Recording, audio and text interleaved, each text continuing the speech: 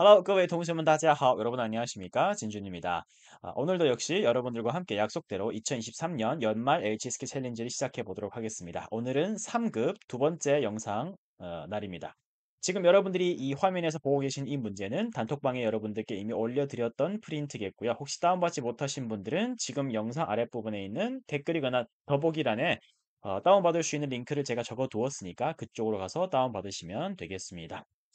지금 보고 있는 문제는 HSK 3급 독해 부분에서 두 번째 파트로 나옵니다. 여러분들이 지금 딱 보고 계신 것처럼 위에 이렇게 보기 어휘가 나와 있고요. 밑에 부분에 문장이 있으며 이 빈자리에다가 정확한 단어를 골라 넣으세요라는 문제가 되겠고요. 예문에서는 이미 이를 썼기 때문에 위에 있는 보기 단어 이, 성인, 소리라는 단어는 일단 1번부터 5번까지의 빈자리에는 고려할 필요가 없다라는 얘기가 되겠습니다. 오늘은 어떤 방식으로 이 영상을 진행을 할 거냐면 역시 밑에 부분에 있는 이 보기 어휘, 이 보기 어휘의 뜻을 꼼꼼하게 살핀 다음에 빈자리 위주로 보면서 앞뒤에 이런 말들이 나왔기 때문에 또는 위치가 여기이기 때문에 이런 단어는 절대 들어갈 수 없습니다라는 배제하는 방법으로 빨리빨리 풀 수 있는 방법을 알려드리도록 하겠습니다. 그럼 바로 시작할게요. 자, 먼저 확대해서 어휘들의 의미와 그리고 이 단어들이 정확하게 어떻게 쓰이면 좋은지 하나씩 알려드리도록 할게요.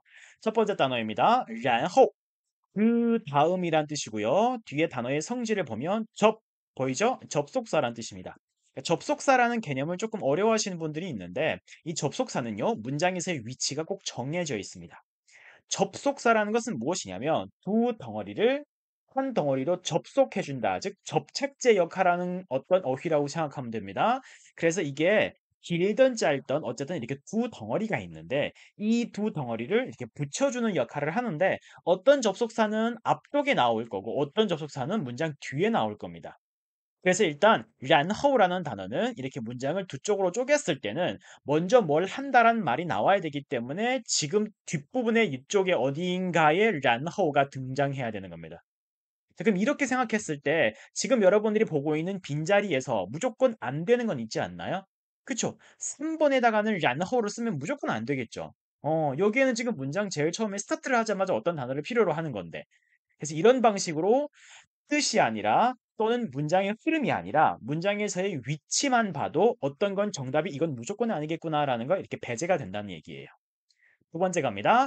요밍, 요밍입니다. 이거 오해하시는 분들이 있습니다. 요, 있다, 밍. 그래서 있다, 이름이 있다 이렇게 생각하는 게 아니고요. 유명하다라고 해서 그냥 형용사로 한 단어로 생각해야 됩니다.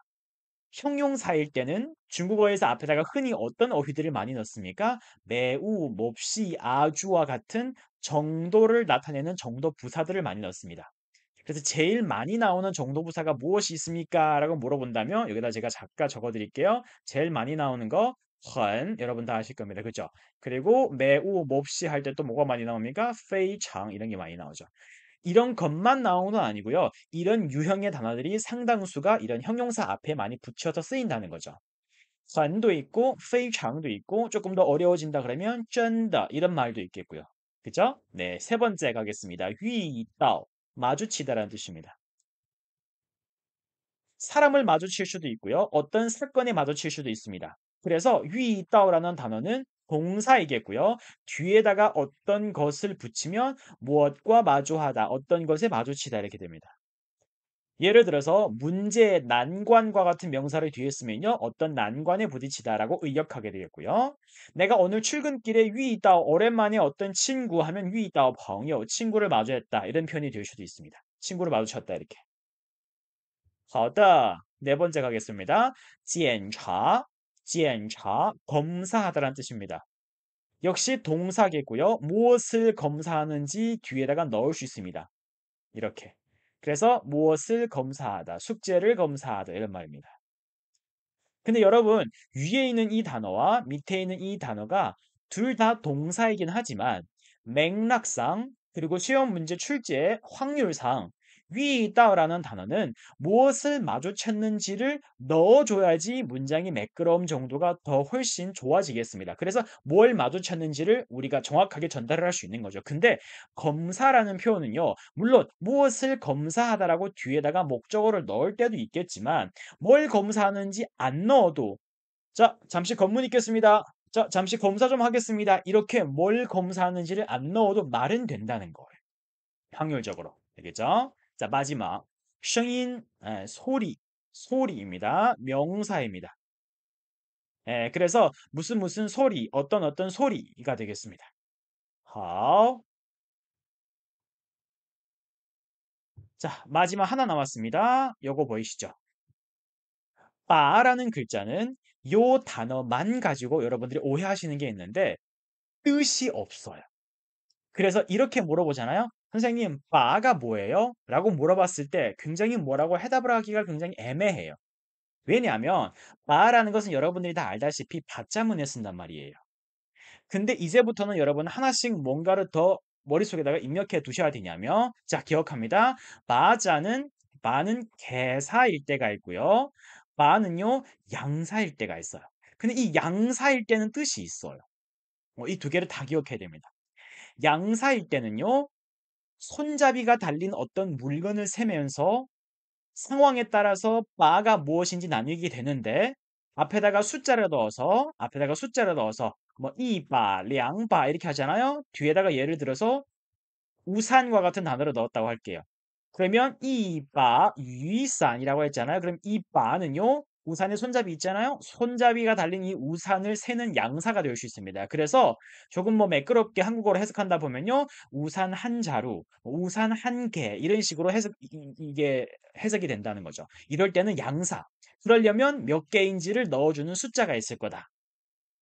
그리고 또 바는 뭡니까? 우리가 제일 먼저 바 하면 떠오르는 게 받자문이에요. 바 뒤에다가 뭔가를 붙여가지고 이 바를 이럴 때는 뭘로 쓰냐? 개사라고 쓰는 겁니다. 왜 개사라고 부르냐? 개입하는 단어 할 때 개사입니다. 들어간다는 뜻이에요. 그래서 바라는 글자가 나오면 바가 개사로 쓰였을 때는요. 이런 문장 구조를 떠올리게 돼요. 자, 제가 여기다가 적겠습니다. 이런 방식으로 문장을 만듭니다. 봅시다. A, 바, B. 그 다음에 수러하다, 블라블라블라블라 이렇게 들어갑니다. 근데 이게 중요한 게 아니에요. 이런 거 있다라는 거 일단 머릿속에 대충 인상만 가지고 나중에 이건 진짜로 어디에 가서 필요하냐? 작문하거나 쓰기 하거나 배열할 때 필요한 거고요. 우리 지금 여기에서는 무엇만 필요합니까? 자, 제가 빨간색만 색깔 바꾸겠습니다. 빨간색으로. 우리 여기에서는 이 바 뒤에 있는 요 글자가 무엇인지, 요 비가 무엇인지만 중요한 겁니다. 꼭 기억합니다. 바 뒤에는 무조건 명사 또는 명사가 주로 되는 어떠한 명사절, 명사 덩어리가 쓰입니다. 그래서 앞에 수식어가 조금씩 이렇게 붙더라도 결국에 이 뒤에 이렇게 명사가 나올 겁니다. 그래서 바와 이 명사 또는 명사 덩어리가 합쳐져서 어떤 의미로 해석이 되냐? 바는 을 또는 를이 되는 겁니다. 이걸 먼저 알아야 돼요. 이걸 알아야지 문제를 풀 수 있어요. 자, 예를 들면 바니 너를, 바워 나를. 네. 컴퓨터를 하면 어떻게 됩니까? 바자로 들어가면 바电脑 이렇게 됩니다. 근데 컴퓨터 말고도 무슨 컴퓨터인지 이렇게 수식어를 넣을 수 있는 거죠. 把我的电脑 나의 컴퓨터를 이렇게 그냥 가는 거예요. 이걸 알아야지 이걸 문제를 풀 수 있습니다. 바가 무슨 뜻이에요? 이것부터 생각나면 안 돼요. 문장의 어떤 위치, 어떤 조합. 이 녀석은 양사일 수도 있고 개사일 수도 있다. 문장에서 이따가 보자 이거죠. 자, 갑니다. 첫 번째 문제부터. 첫 번째 문제 갑니다. 1번. 明天早上我先去银行. 내일 오전에 나는 가겠다 은행에. 내일 오전에 난 은행에 가겠다고 하네요.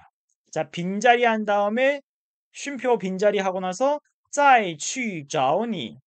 누가 뭘 하는지 여기에 사람이 안 나와 있습니다. 주어가 무엇입니까? 앞에 있는 나를 그대로 이었습니다. 나 은행 갑니다. 그리고 당신을 찾으러 갑니다. 근데 여기에서 어떤 단어가 지금 등장했습니까? 눈치 빠르신 분들은 요게 딱 눈에 들어야 됩니다. 시엔이라는 글자. 시엔이라는 것은 먼저를 뜻합니다. 그래서 이 행동은 모두 내가 하는 행동인데 그냥 선호 순서만 있을 뿐이다. 먼저 은행 갔다가 그 다음 다시 널 찾으러 갈게. 그 다음이 然后였습니다. 그래서 1번의 정답은 A였네요. 이렇게 빨리 풀 수 있다는 거예요. 그리고 아까 미리 여러분한테 말씀드렸던 거 기억나시죠? 자, 요 단어. 하나씩 볼게요. A 위치에 들어가야 되는 然后 말고 다른 단어를 혹시라도 내가 집어넣으려고 의도했다면 안 된다라는 걸 이런 것 때문에 우리가 이걸 이유로 대면서 이건 정답이 아니고 무조건 A밖에 될 수 없어라는 걸 얘기할 수 있는 게 있습니다. 자, 요밍 아까 어떤 뜻이었습니까? 유명하다라는 뜻이라고 했죠. 형용사라 그랬습니다. 이 녀석 앞에는 일반적으로 어떤 것들이 붙는다고요? 매우 유명하다, 아주 유명하다와 같은 선, 페이창이 들어가는 걸 일반적인 원칙으로 볼 수 있다. 근데 그런 단어도 없고 유명하다가 여기에 불쑥 등장해가지고 유명하다, 내가 찾으러 간다 이런 말이 매끄럽지 않단 말이죠. 그래서 일단 정답은 아닙니다. 위이따오 만난다 그랬죠. 뒤에다가 뭘 써야 돼야지 이 말이 만들어진다고요? 아까 밑에서 말했잖아요. 위이따오는 밑에 있는 검사다와는 조금 다릅니다. 뭘 마주했는지를 뒤에 넣어줘야 된단 말이죠. 그럼 여기에 뭘 마주했는지가 지금 없단 말이에요. 그럼 위이따오 니 너를 마주한 게 아닌가요? 아니죠. 위이따오 니에서 지금 이 니는 만약 쓰려면 니는 앞에 있는 자오니 찾는다랑 지금 같이 붙었기 때문에 얘를 여기다 같이 붙여줄 수가 없단 말이에요. 检查 검사한다? 이상하고요. 마지막 거 바 아닙니다. 명사 없잖아요. 쓰면 안 돼요. 그래서 일단 확실히 정답은 A가 맞습니다. 역시 가장 빨리 풀 수 있는 방법은 시엔 보자마자 여기에다가 然后를 넣기. 好, 2번. 숙제에 관한 얘기네요. 作业, 숙제, 写完了. 다 했으면 就 바로 要 해야 돼. 자, 그리고 사실 지금 제가 순서대로 읽어서 그렇지. 물론 우리가 시험에 가서 문제지를 읽을 때 여러분들이 딱 이 눈에 이것부터 띄지는 않고 당연히 순서대로 이렇게 읽다 보니까 뭔가 눈에 띄게 된단 말이죠. 자, 여기에서는 또 어떤 단어가 눈에 띄어야 되냐면 이런 단어들이 눈 속에 딱 들어와야 됩니다. 요거 있죠. 이샤, 불변의 법칙. 자, 왜 또 쌤은 이걸 불변의 법칙이라고 합니까? 라고 물어본다면 이시아라는 단어는 무조건 동사 뒤입니다. 그래야지 무엇 이시아 하면요. 이시아와 함께 합쳐져서 이 동사가 어떤 느낌이 되냐면 한번 해보세요. 잠시 해보세요. 좀 해보세요. 이런 얘기가 됩니다. 그래서 동사를 두 번 중첩할 때랑 뒤에다가 이시아를 쓸 때랑 의미와 뉘앙스가 같아요. 칸이라는 말은 칸 이시아랑 같은 말인 거고요. 여기서도 뭔가를 해보라라는 얘기인데 좀 권유하는 방식으로 좀 해보세요. 좀 해봐야 돼요. 이렇게 하는 게 좋을 것 같습니다. 이렇게 표현하는 겁니다. 그래서 숙제를 다 끝냈으면 就 바로 要 해야 돼요. 허허 잘 동사 좀 해보세요.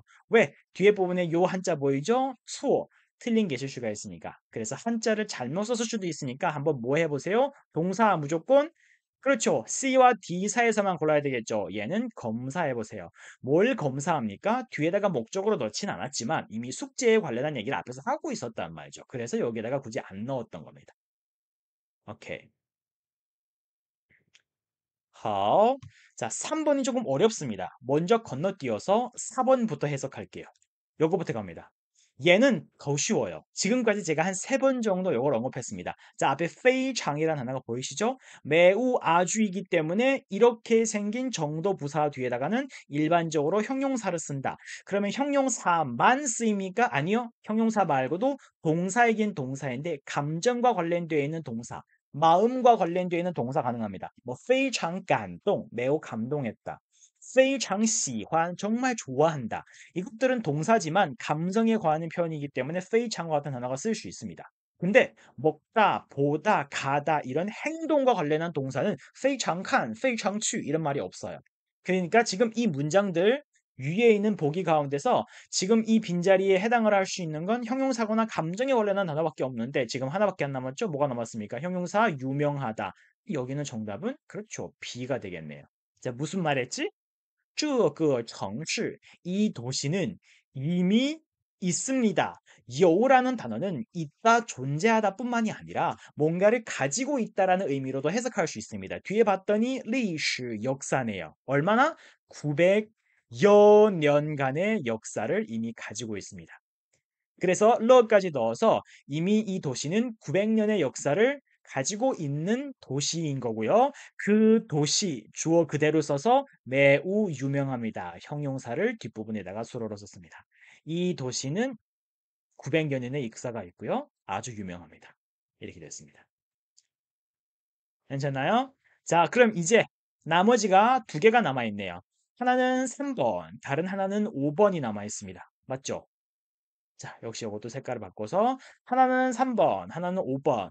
그리고 위에 있는 보기와 같은 경우에는 나머지는 다 썼고 마주하다는 위 있다와 아까 개입하다라는 바 뒤에다가 명사를 쓰거나 뒤에다가 양사로서 어떤 걸 세는 방식으로 만들어주는 이런 문장에다가 쓰는 단어가 남아 있습니다.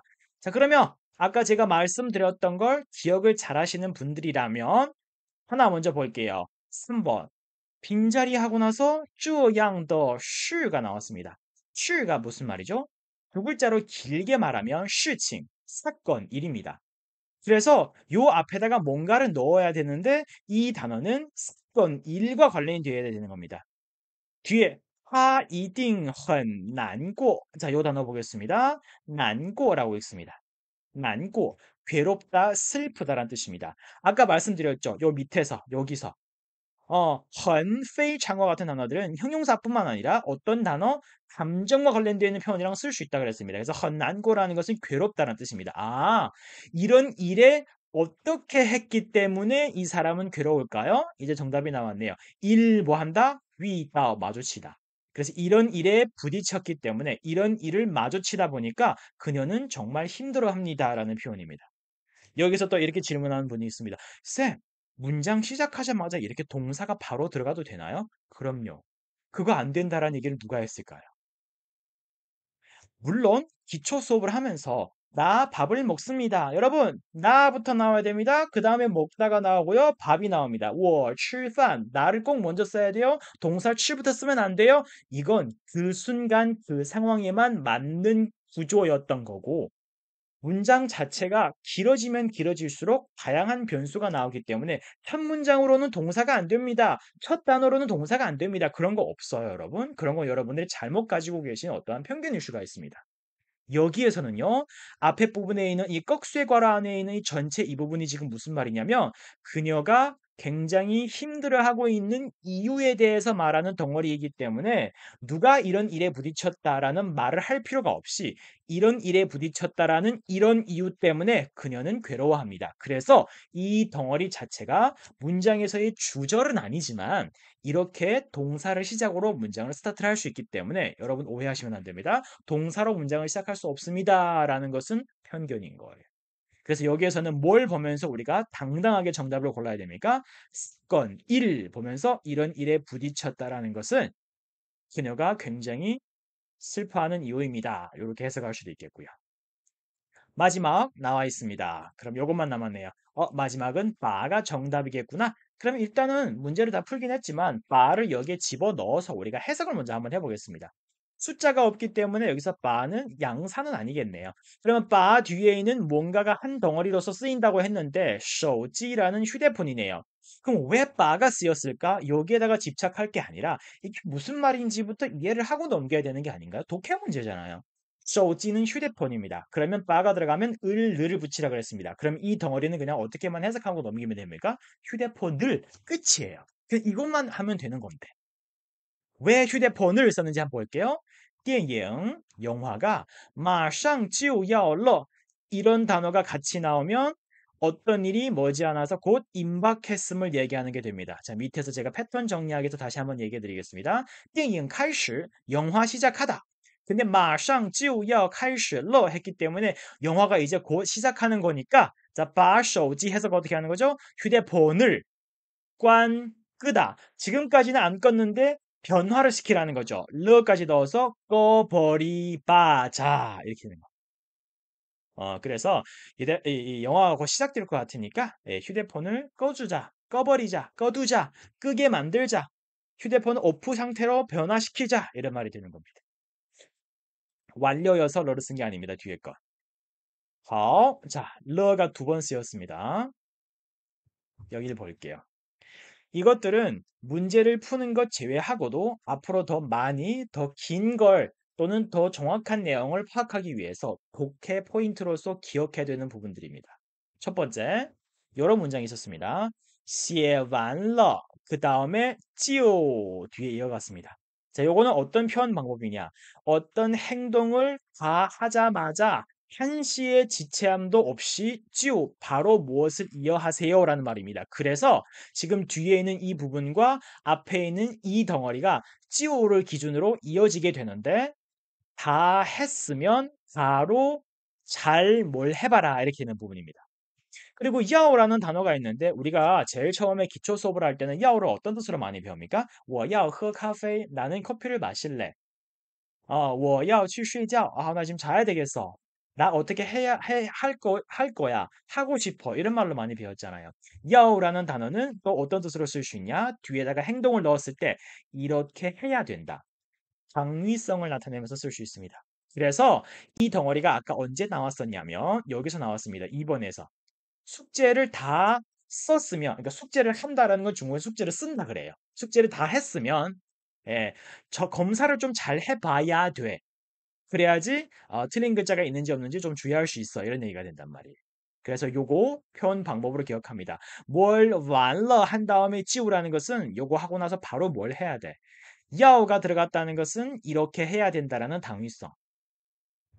注意 얘가 나오잖아요. 4급, 5급 가서도 엄청 많이 나옵니다. 注意라고 지금처럼 나올 때도 있고요. 小心이라고 나올 때도 있습니다. 이 두 단어는 맥락상 같은 부분이 있는데 뒤에다가 뭘 하지 말아라 라는 표현으로 같이 넣을 수 있습니다. 그러면 이거 하지 않도록 조심해. 이거 하지 않도록 주의해. 그럼 여기에 보시면 写, 쓰다, 错, 틀렸다, 글자, 틀린 글씨 쓰지 비에 않도록 조심해. 이거예요. 마지막에 나왔네요. 마상. 요 단어만 보면요. 부사예요. 그래서 얘는 곧이라는 의미를 가지고 있는 거예요. 근데 뒤에 있는 찌우야러 이 세 글자의 조합은 찌우야러는 모두 조동사. 뒤에 마지막에 있는 러는 조사예요. 그러니까 문법에서 있어서 이 녀석들은 허사라고 부르는데 이 녀석들만 가지고 찌우 의미 전달이 안 돼요. 야 의미 전달이 안 돼요. 러 의미 전달이 안 돼요. 어떤 단어 중심이 되는 어간에 붙어야지 의미 완성이 되는 겁니다. 그러니까 예를 들어 가지고 여러분 생각해 볼게요. 밥 의미 전달이 되죠. 물 의미 전달이 되죠. 그거 말고 이 의미 전달이 됩니까? 안 되잖아요. 그러니까 한국어에서도 조사 같은 것들이 그 사람이 내가 할 때 그 가 이렇게만 하면 의미 전달이 안 되는데 그 사람이 내가 이렇게 할 때는 전달이 되죠. 그러니까 얘네들도 마찬가지로 찌우, 여, 러 단독으로 뜻이 없는데 이렇게 함께 썼을 때는 무슨 말이냐? 아까 말씀드렸죠? 얼마 지나지 않아서 이런 일이 발생하게 됨을 나타내는 뉘앙스가 추가가 되는 겁니다. 그래서 앞에다가 이 마샹이라는 즉 실제로 곧이라는 의미를 가지고 있는 부사를 같이 써도 되고 이 녀석이 없이 생략되어도 어쨌든 이런 일이 곧 발생하게 된다라는 것을 나타내는 뜻이 된다는 겁니다. 여기서도 마찬가지예요. 이게 필수는 아니에요. 电影就要开始了라고 해도 영화 이제 시작한다 이거고요. 마샹이 들어가면 영화 이제 곧 시작할 거다. 이런 의미가 그냥 추가가 될 뿐이라는 거예요. 읽는 방법 알아야 됩니다. 이렇게 찌우야러의 단어들의 조합을 중국어에서 굳이 문법적인 명칭을 달자면 이런 일이 곧 임박했음을 이야기하기 때문에 임박태 이렇게 부르는 분들도 많습니다. 네. 자, 여기까지가 오늘 여러분들을 위해서 준비한 내용이고요. 3급이잖아요. 그래서 정말 모든 걸 완벽하게 다 하고 넘길 수는 없어요. 최대한 여러분들한테 이력은 꼭 기억해야 됩니다. 이런 것들은 나중에 4, 5급 공부를 위해서라도 미리미리 밑거름이 되어야 되는 부분들을 만들어 가야 됩니다라고 제가 강조한 부분만 하나씩 꼭 기억해 주시면 좋겠습니다. 오늘은 여기까지 마무리할게요. 바이바이.